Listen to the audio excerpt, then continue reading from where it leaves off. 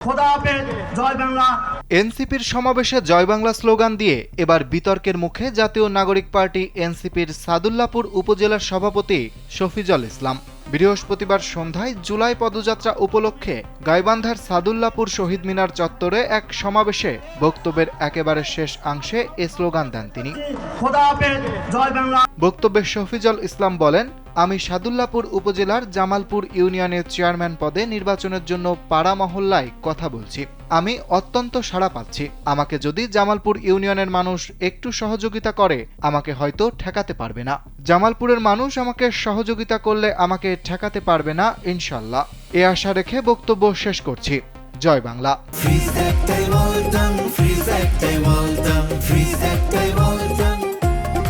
এ slogan দেওয়ার পরপরই কেন্দ্রীয় নেতারা সহ উপস্থিত নেতাকর্মীরা তার দিকে তাকান এবং নাসিরউদ্দিন পাটোয়ারি, শারজিস আলম মুস্কি হাসেন। কিছুক্ষণ রহস্যের সৃষ্টি হয়। পরে অবশ্য এই ভুলের জন্য তাৎক্ষণিকভাবে সরি বলে ইনকিলাব জিন্দাবাদ স্লোগান দিয়ে মঞ্চ ছাড়েন শফিজুল। এদিকে তার জয় বাংলা স্লোগানের ভিডিওটি মুহূর্তেই বিভিন্ন সামাজিক যোগাযোগ মাধ্যমে ব্যাপকভাবে ছড়িয়ে পড়ে এবং বিষয়টি নিয়ে বিভিন্ন মহলে আলোচনা, সমালোচনা ও নানা প্রতিক্রিয়া দেখা দিয়েছে।